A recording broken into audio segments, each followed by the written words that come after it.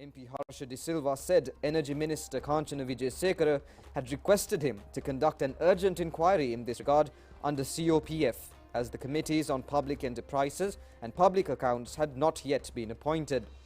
Member of Parliament Harsha De Silva said he had then informed the Energy Minister and the Speaker Mahinda Rupavahini that it was necessary to ascertain if the Committee on Public Finance possesses the mandate to conduct such an inquiry. Stating that the Parliament Secretary-General had informed that the Parliament Committee, COPF, has the powers to carry out such an inquiry, MP Harsha De Silva further said that the inquiry had been commenced after officially informing the Energy Minister and the Speaker.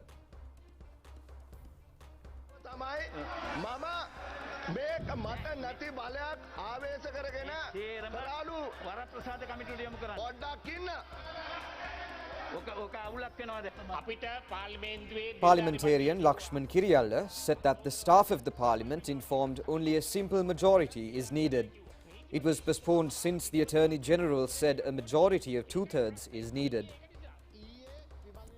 Minister Prasanna Ranatunga said that as MP Vimal Veeravansa said, they decided to discuss. But following a request from the committee, the Justice Minister called the Attorney General. It was decided to postpone due to contradictory opinions. No one is opposed to take up the debate. However, everyone should get together and pass it.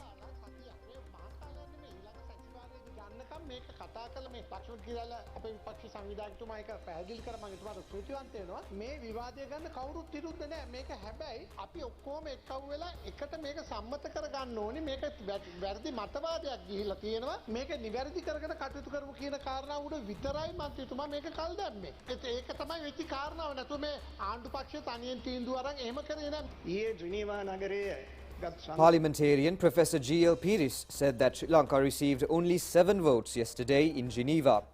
Qatar and United Arab Emirates abstained from voting, as did Indonesia and Malaysia.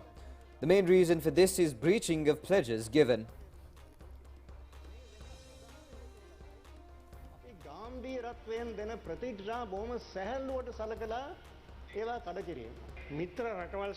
Prime Minister Dinesh Gunawardena said that when Professor G.L. Piris was the foreign minister, some friendly countries abstained from voting, and when he was the foreign minister, it was the same. Certain countries follow various methods when voting according to their internal national policies.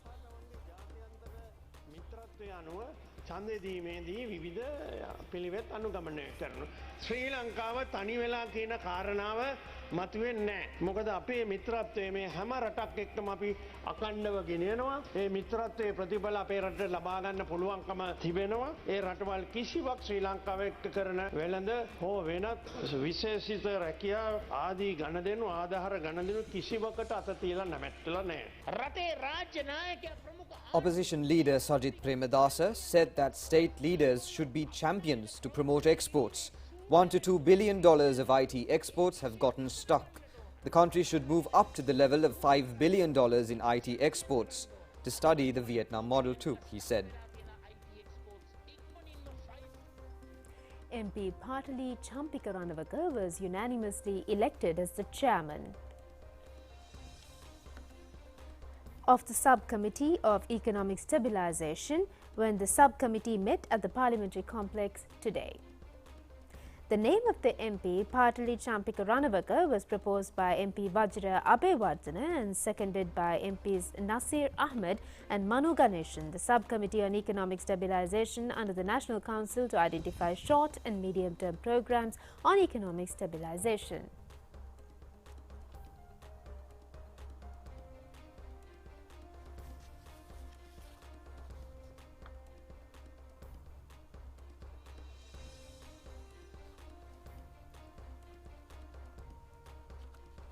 The second meeting of the National Council was held at the Parliamentary Complex yesterday. Members to National Policies and Economic Stabilisation subcommittees were appointed. The National Council was established on a proposal tabled in Parliament by Prime Minister Dinesh Gunawardena. It meets under the chairmanship of the Speaker. The Prime Minister, Leader of the House, Chief Government Whip and the Opposition Leader and Chief Opposition Whip are ex-officials of the Council.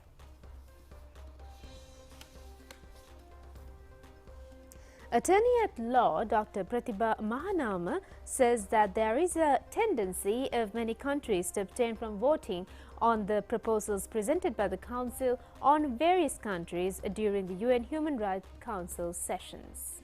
He said the Human Rights Councils should pay attention in this regard. Attorney at Law Dr. Pratibha Mahanama said that 20 countries voted for the resolution while 20 abstained from voting. There are countries which regret the behavior of the UN Human Rights Council by introducing such resolutions.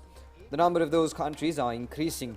14 countries abstained from voting in 2021, but 20 countries have abstained from voting on the resolution in 2022. The UN Human Rights High Commissioner's Office should look into this matter.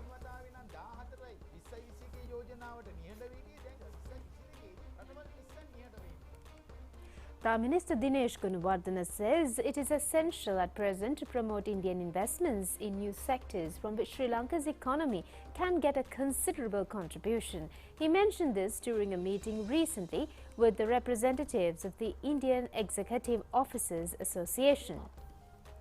The discussion to educate on Shine Sri Lanka program took place at the Prime Minister's office.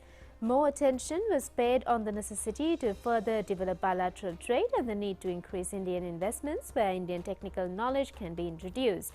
The Prime Minister thanked Indian companies for making considerable investments in Sri Lanka's economy, export earnings, employment generation and contributing to the treasury through direct and indirect taxes too. The Indian Executive Officers Association members said that they have introduced Shine Lanka stage to promote trade, investments and tourism. The Indian executives appreciated the preliminary victories Sri Lanka has scored in relation to plans to overcome the economic crisis. They said that the efforts should be continued. A group of people, including Chairman of the Indian Executive Officers Association, T.S. Prakash, were present on the occasion.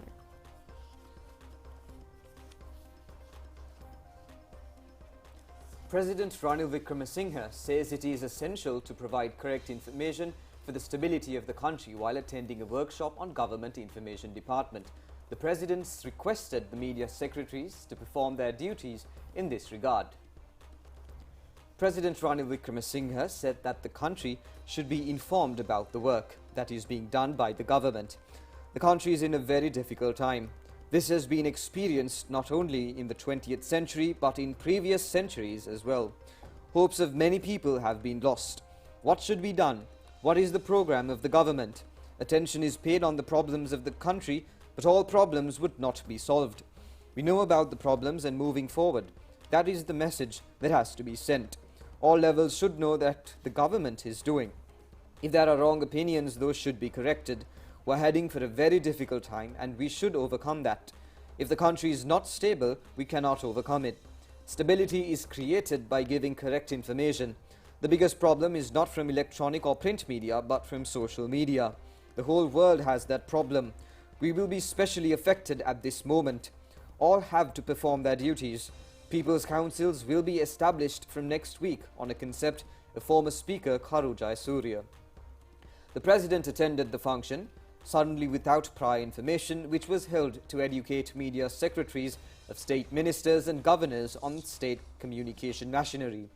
The workshop has been organized under the guidance of Director General of Government Information, Dinit Chintaka Karunaratna.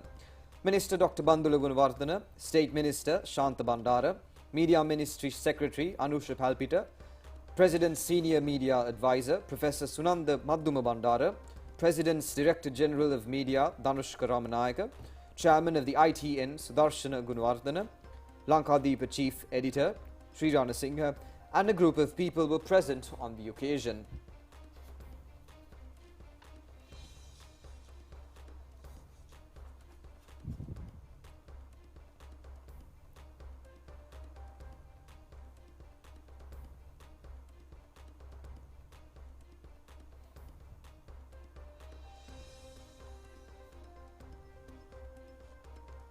State Minister Shehan Semasinghe says that the welfare program to provide benefits to 3.1 million low-income recipient families will commence soon. During a media briefing yesterday at the Government Information Department, he said the program would be implemented covering all districts. Calling applications for the program has commenced and the final date has been extended up to the 15th of October. The application can be downloaded from the website www.wbd.gov.lk. State Minister Shehan Singh said that 867,696 are on the waiting list. 726,449 have applied for Samruddhi subsidy. 117,101 are expecting the elders allowance. 21,459 are expecting the disabled allowance. 2,687 are given assistance for kidney disease. Welfare allowances should also be given to those who are on the waiting list. The government hopes to activate the Social Benefits Board.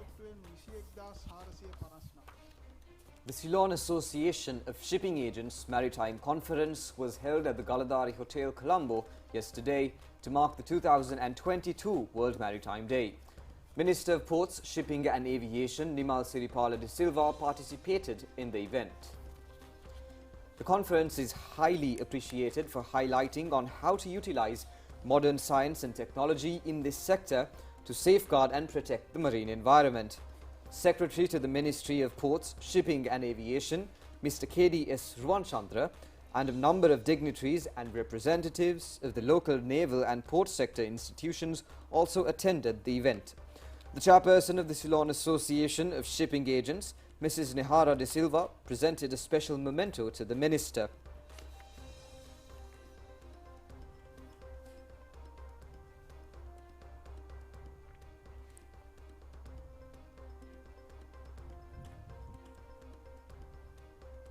I am delighted to take part in this conference and ensure that the government of Sri Lanka will do its best to reach the goals you are envisaging. In fact, Sri Lanka is not alien to the maritime industry. Most of us think that the maritime industry belongs to the West, whereas it is not so. When the Western people are in the woods, our foregrandfathers and marine industry thrived very well. I would like to place before you certain historical facts, because we are a country which can be proud of about our maritime history. When I went through some of the facts, I thought it fit to place before you today. Our maritime industry goes back to the 5th century AD.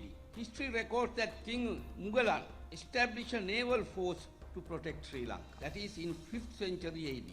Then thereafter, King Silakala, King Kashyapa the 5th, King Vijayabahu the 1st, King Mahaparakramabahu, and King Parakramabahu the 6th established powerful naval forces and invaded Pandya Desha, Burma, Rameshwaram, and many other places in this region. These historical facts indicate the establishment of a strong maritime affairs that were available in Sri Lanka prior to the invasion of Sri Lanka by Portuguese, Dutch and English. So therefore, we are not alien to the maritime industry. Thereafter, Vasco da Gama came to India, and thereafter Dutch and English people came here, and they established a strong link with the West and the Southeast Asia in the maritime industry. That we are a strong nation if we can focus on the maritime industry. We have the historical background,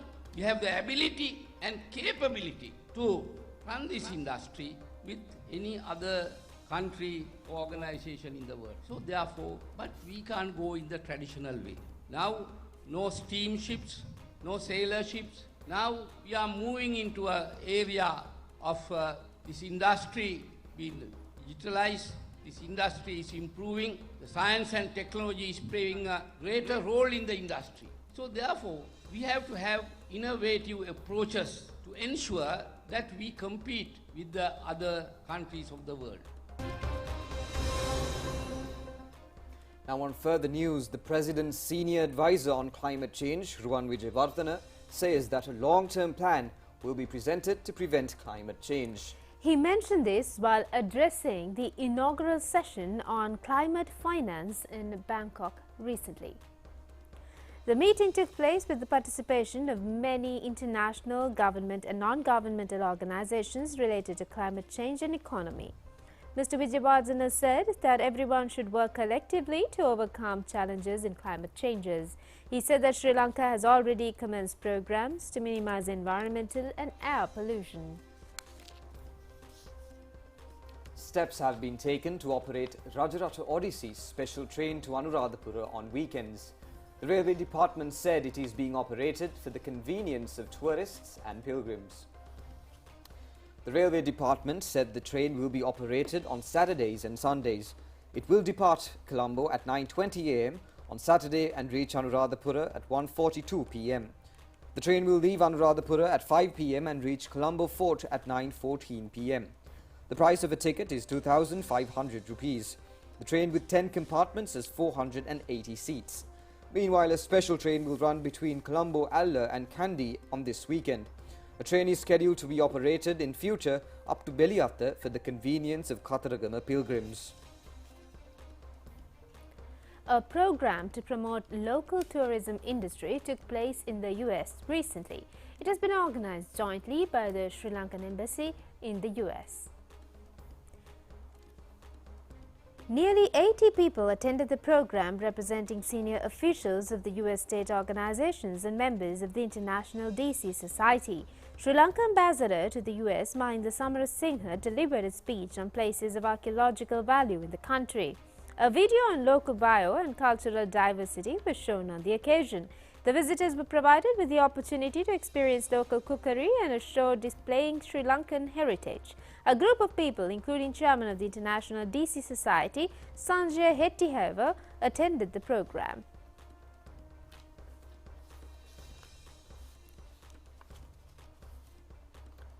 Now, the Lotus Tower Management Private Company says bungee jumping will commence from the tower from January. Bungee jumping is an adventurous sport that takes place in countries with a tourism industry. The company said the project would be launched with the aim of providing a new experience to Sri Lankans. The agreement with the foreign company in this regard was signed today.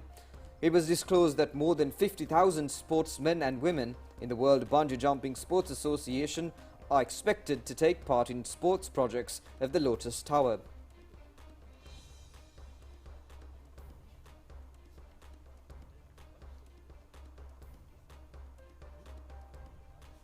Varagoda Ceramic in Red Clay Centre was vested with the public after modernisation, training activities and productions are taking place at the centre now.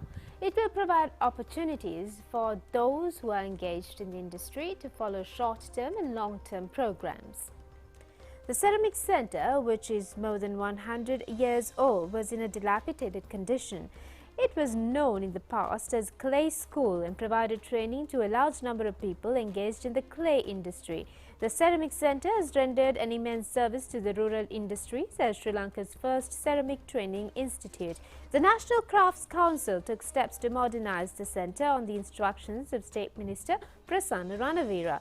A large group of people, including Minister Ramesh Pathirana, were present on the occasion to vest it with the public. Lakshilpa showroom was open to coincide with the event.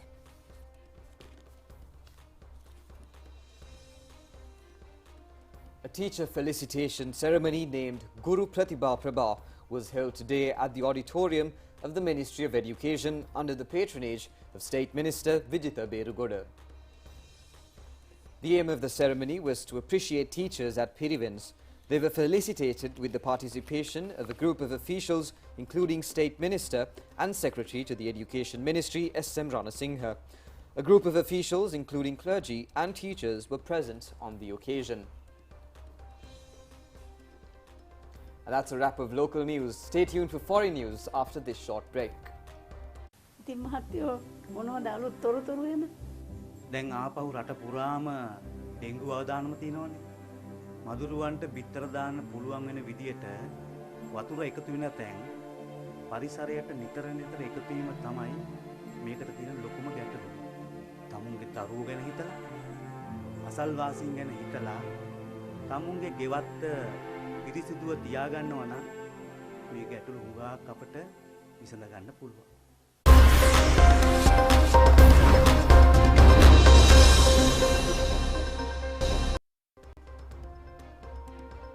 Welcome back. And now for foreign news. The International Monetary Fund will next week downgrade its forecast for 2.9% global growth in 2023. Managing Director Kristalina Georgieva said yesterday, citing rising risks of recession and financial instability. Georgieva said that the outlook for the global economy was darkening given the shocks caused by the COVID-19 pandemic, Russia's invasion of Ukraine and climate disasters on all continents, and it could well get worse. She also said the old order, characterized by adherence to global rules, low interest rates and low inflation, was giving way to one in which any country can be thrown off course more easily and more often. Georgieva said that all of the world's largest economies, China, the United States and Europe, were now slowing down, which was dampening demand for exports from emerging and developing countries already hit hard by high food and energy prices. Australian scientists are trying to grow plants on the moon by 2025 in a new mission that they said could help pave the way for a future colony. Plant biologist Brett Williams from the Queensland University of Technology said today seeds would be carried by the Beresheet 2 spacecraft, a private Israeli moon mission. They would be watered inside the sealed chamber after landing and monitored for signs of germination and growth. The scientists said that the plants will be chosen based on how well they cope in extreme conditions and how quickly they germinate.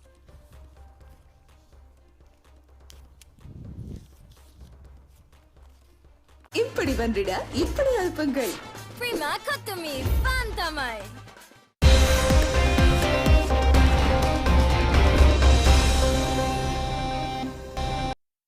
Sports news. South Africa won the first one-day international by 9 runs against India at Lucknow, India.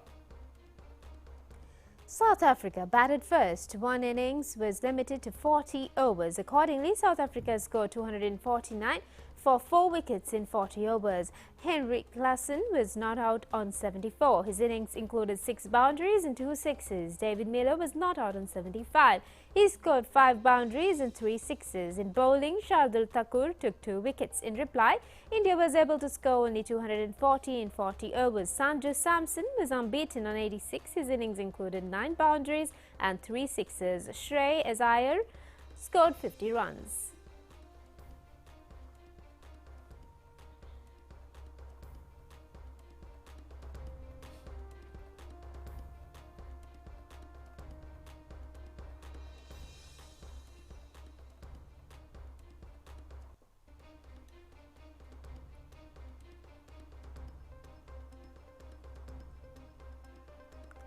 Pakistan won the first match of the T20 triangular series involving Pakistan, New Zealand and Bangladesh. Pakistan beat Bangladesh by 21 runs. The match was played at Christchurch. Batting first, Pakistan scored 167 for 5 wickets in 20 overs. Mohammad Rizwan was not out on 78 and he scored 7 boundaries and 2 sixes. In reply, Bangladesh was able to score only 146 for 8 wickets in 20 overs. Yasir Ali was unbeaten on 41. Mohammad Wasim took 3 wickets. இப்படி வந்திட இப்படி அல்பங்கள் Prima Katumi Fantamai. That's all the news for today. Join us again at the same time tomorrow. Good night. Good night.